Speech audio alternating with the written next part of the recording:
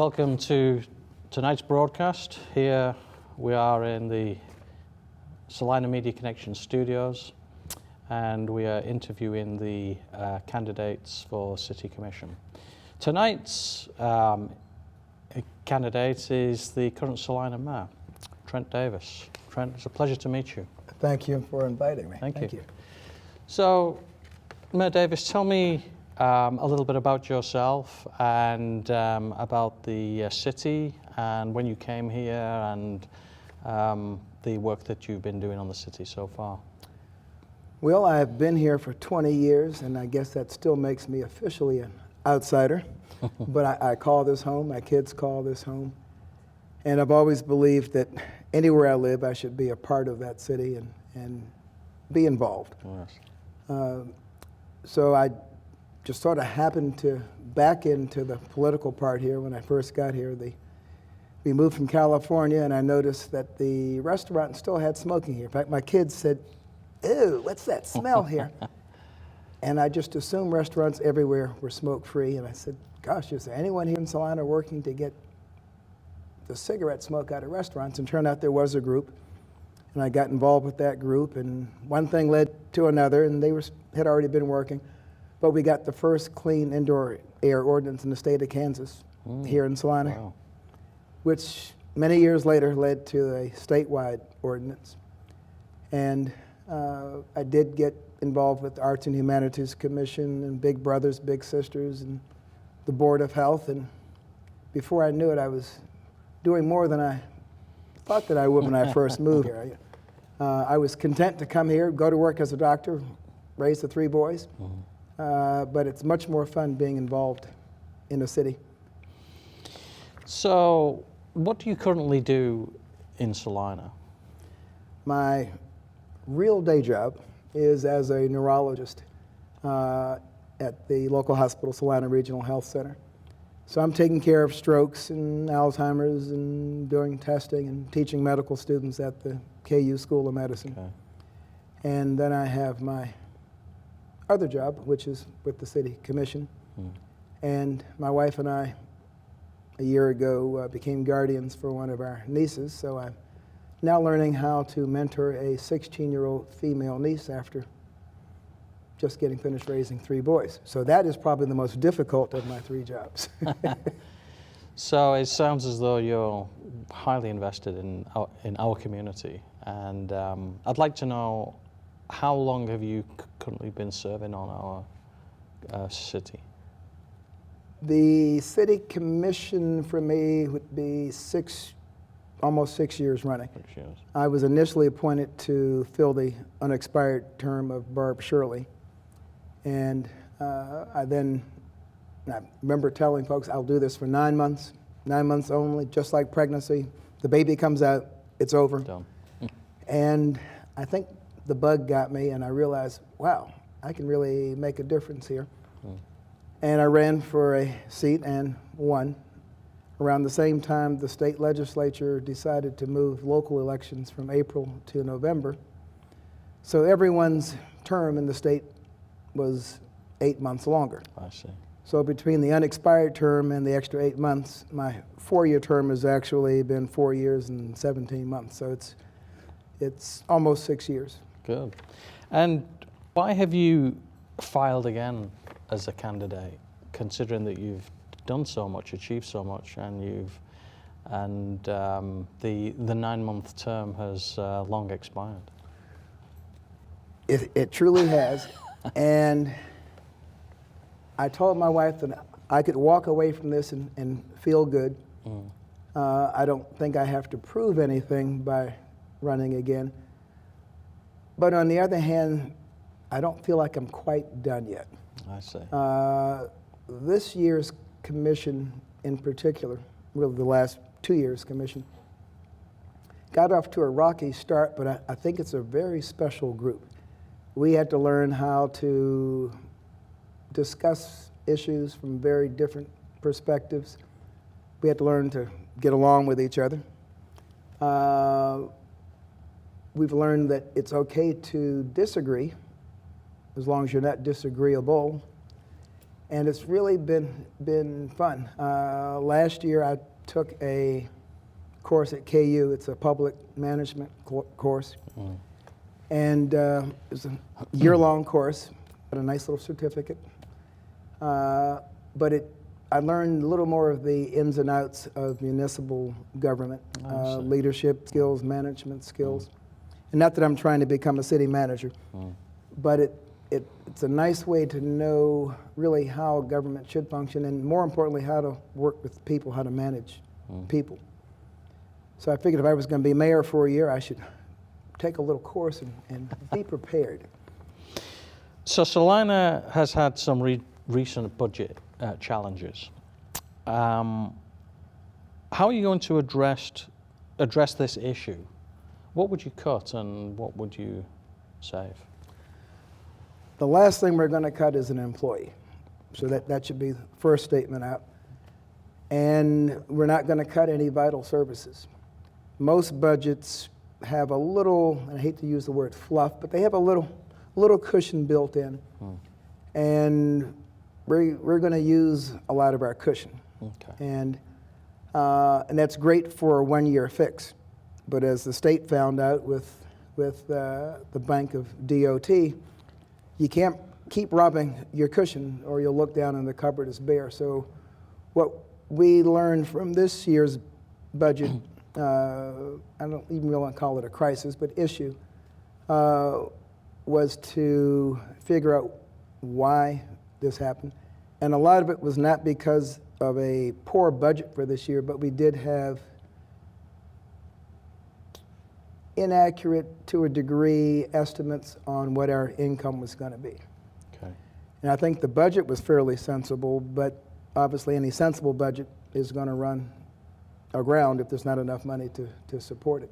Okay. In a lot of my reading and studying, I've also been investigating other budgeting methods.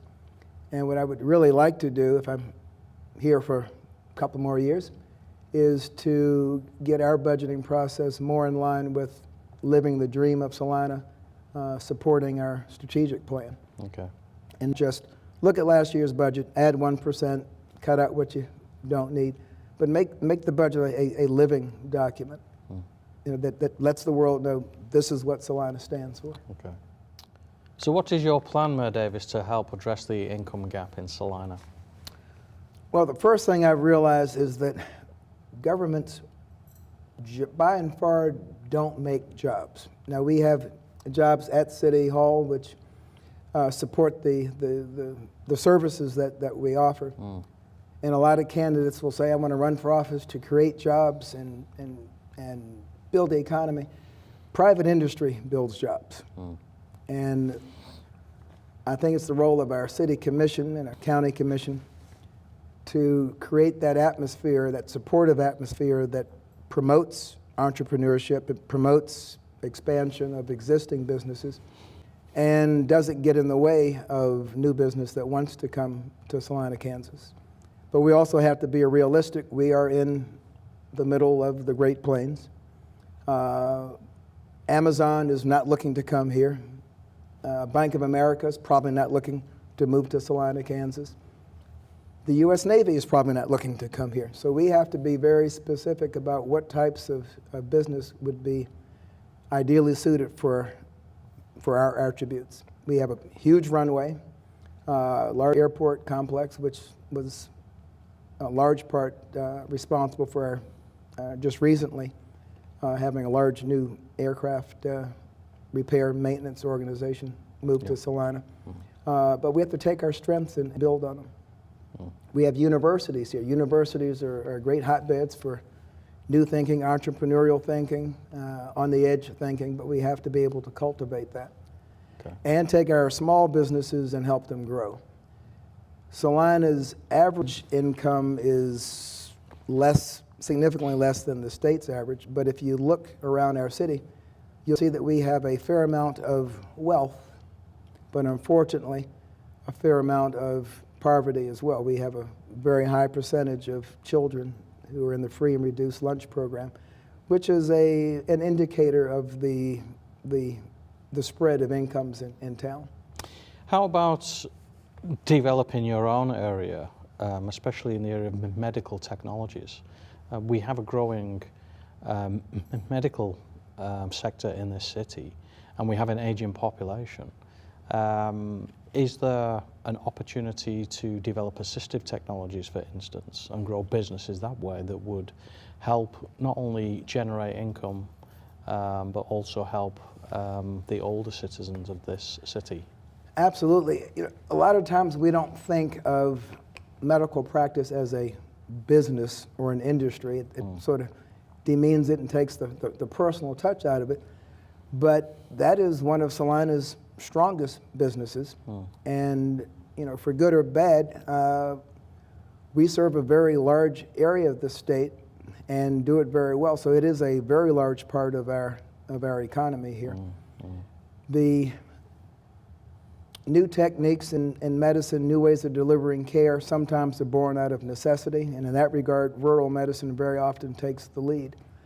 Medical research, pure research, takes money and resources, and we do have a medical school campus here. But I think any academician will tell you that it takes a while to get research dollars flowing in. Yes. But we certainly should be leaning in that direction. Okay. Housing is one of the main issues in our community today. How should we address the housing issue that we currently have in Salina? We have to be realistic about what our demand is. Certainly if we get any decently sized influx of new employees, we're going to need a mixture of rental housing, new housing, apartments. Our students need housing. We also need what in my generation would have been called starter housing. Workforce housing is a newer term, but not necessarily the $300,000 house with 3-car garage, but us that a young family can start with. They may have 1 kid, they may have 2 cars, but it needs to be affordable. We generally have a small reservoir of good rental housing, particularly for people who just moved here and just want to get a lay of the land before they decide where they want to buy something. We have houses that are vacant when people move up to their larger dream house. So if we can find a way to keep that housing stock in good shape and rentable without it falling into decay, we then have housing for new residents. So there's a lot of housing needs. Our building industry has historically built new housing, and we call greenfield territory. We need to develop a lot of the housing stock in the central parts of the city. Not everybody wants to live there, but a lot of younger people and even older people don't want a big ranch house anymore. They want a 2-bedroom unit, but near amenities, near restaurants, near laundromats, near grocery stores. So I think we can cater to the different mixes, but we have to have, obviously, builders in town who can build that, and if not, you know, look for someone who can come in and help us build what we need. So you're suggesting that, you know, a policy direction that you would take would be to build on brownfield sites rather than the expansion of the Greenbelt that we currently see in the city? The last few years, it's been an either-or dialogue, and I don't think stopping Greenfield was going to necessarily immediately increase the in-town redevelopment. Okay. There are people who want to live in town who want to live out in the country, and vice versa. I grew up in Washington, D.C. I'm very used to living in row houses or near people around noise. Folks who grew up in small areas, you know, small towns, rural areas, will naturally usually gravitate towards more rural settings. Okay. But we have incoming population that would suit both types of development. And that brings me on to the next question, because the Salina population has been declining for the past few years. Why is this occurring, and do we need to reverse this trend, and if so, how would we do that? Sorry, how would you do that? Well, if I ruled the world, I would move us just north of San Diego, get us near an ocean, Yeah. and probably throw in a mountain about 10 to 15 miles away. Sounds like Carlsbad. Carlsbad, yes. That's where my brother lives. We're in central Kansas, Yeah. and we're not the only city in central Kansas that's losing population. In rural areas, young people are going to high school, they're watching the internet, they're looking at TV, to college, and they realize, wow, there are other options out there. And my hat is off to people who farm. Kids who grow up in cities think living on a farm would be a nice, idealistic, fun way to grow up. Get all that space, we could play all day long, and all that green grass to run around in. But farming is hard work. I spent a summer on a farm when I was in college, and I realized, okay, all the romance from farming is gone. And I pity the older farmers whose kids don't want to carry on the tradition. Yeah. So Kansas is going to bleed a certain part of its population just as people shift more towards the urban type jobs, the service jobs, not so much the manufacturing jobs that actually produce the product. Everyone now wants to manage everyone else's money, but no one wants to build a product that makes the initial dollar to begin with. Yeah. So I don't know that I have a lock on a solution for that problem.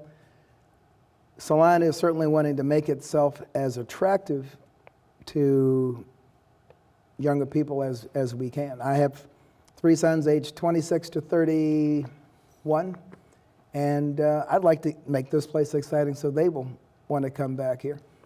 But we need entertainment, we need arts, and for our size, I think we probably rank only behind the Kansas City complex and Topeka for available cultural offerings. Yeah. Medically, this is a great city. If you got to get sick, it's not a bad place to do it. Industry, I think if we can nurture entrepreneurship, then we'll get that next group of young business owners who start small, and 20 years later they have big businesses. So one of the attractions of bringing in new businesses and new people is to build up the infrastructure. And I'd like to know how you feel about the new downtown developments, especially with its proximity to the North Salina area. I think if we play our cards right on this one, this is going to be a boon that 10 years from now we'll say, gosh, how could we have even thought about not doing this? The area of Salina just north of downtown needs some repair, and that's being kind. What I'm hoping is that we will have a block by block renaissance. Some of the blocks closer to downtown have large stately single family homes. Some are probably multifamily homes now, but others are being bought and refurbished as single family homes. If we can get some multi-family housing, which we will be doing with the Lee buildings, once people see that downtown is a place to live in, not just a place to go to when you want to go out to eat or be entertained, the housing will slowly grow. We have a large student population, and students like living near their campus, and they like to be near services and entertainment. Older people like smaller units, and if we can just be creative in what we build and redevelop the areas near downtown, it'll grow, but it's going to grow slowly. Okay. There's a bad term in the United States called gentrification. Yeah. And most often when areas are redeveloped, what is brought in costs more than what those who were put out can afford to stay. Now, Charlotte, North Carolina has a dedicated program which intentionally designs to keep a lot of the older residents in that area. I've looked at their program, not studied it, but I think that would be a good place for me to spend a few days to actually find out the nuts and bolts of how it works. Because we don't want to displace people and just create another impoverished area. Okay. So as you know, Mayor Davis, every city is pursuing economic development, yet many medium-sized communities are facing multiple challenges related to it. What is your vision and how should Salina do it? I think Salina needs to take a good look at itself and identify what we are. We are an educational center, we're a medical center. I guess aerospace would be the term to use, but we're an aviation center. And quiet as it's kept sometimes, we are a fairly decently large manufacturing center. We have 3 businesses here which probably can claim to be the largest of their type in the world. So I think we need to draw on those. The small entrepreneurial businesses can come in any field. Obviously, they'll get off to a better start if they support what we have here already. But I think we have 3 strong anchors that we can build from. Everyone wants to hit that home run in economic development. But there are only so many FedExes and Amazons and General Mills out there in the world. So it's unrealistic to think that a place this small in this location is going to just suddenly woo a very large company to come here. And a lot of times smaller communities are hesitant to do that anyway, because you bring a big giant into your backyard and that giant's going to want to call more sats than a lot of folks are comfortable with. So instead of us being focused on just being the largest fish in the pond, we have to learn how to grow the size of the pond. And then there can be other big fish in the pond, and it doesn't mean the prior big fish get smaller. We just have more big fish, more prosperity for everyone. But I think if we can protect what we have, grow what we have, we will, over time, attract other businesses to come here. There are things we have here in central Kansas that are a necessity to certain types of industry, and we just have to be aggressive in bringing those here without giving away, opening up the bank and giving away everything we have just to get a company here. There are a lot of communities that have tried that and didn't like what they had 10 years later. I see. Well, we've asked a lot of questions tonight, and I would like to give you the chance to be able to speak to the electorate, to give a statement on why they should come out and place their trust and vote in you.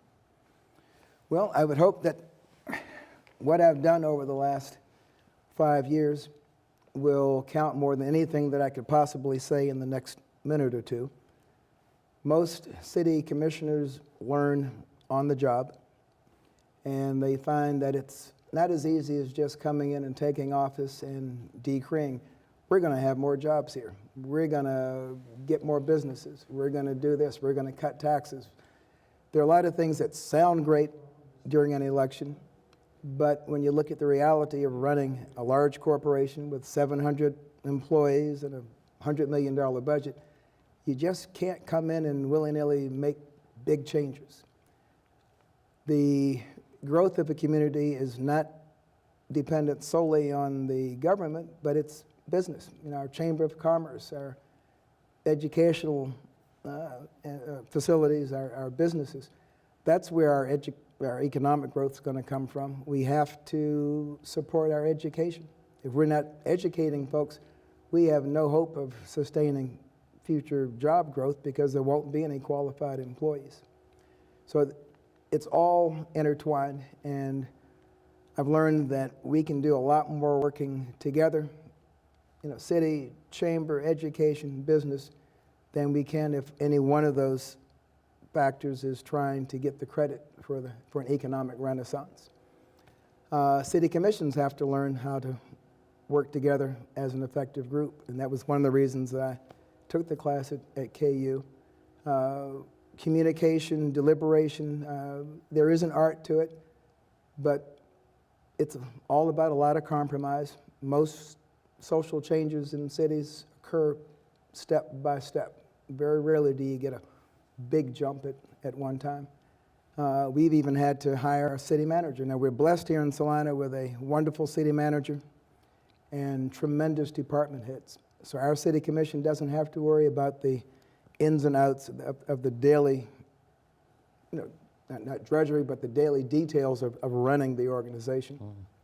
We can stay on a strategic level. Our downtown development is going to be wonderful. There'll be businesses that naturally gravitate towards that area. Once we get housing moving in downtown, that's going to be a magnet to create more housing. But if I was going to stress three things, and for us here, we need to be very diligent on the educational aspect. We need to get more people into owning their homes. Home ownership is a great boon to economic prosperity. And we need citizens to be involved with local operations, not just churches and their social clubs, but we have a lot of government citizens boards. We have opportunities to be mentors for young people. Folks who are really involved in a place they live in will make sure that it looks good. And that's where the home ownership comes in. So we have to find out ways to do this. It can't be a all or none proposition. We have to figure out a way that everybody can participate and feel like they're getting something from living here. Thank you very much, Mayor Davis. That's the end of the broadcast. Thank you for inviting me. Thank you. Thank you.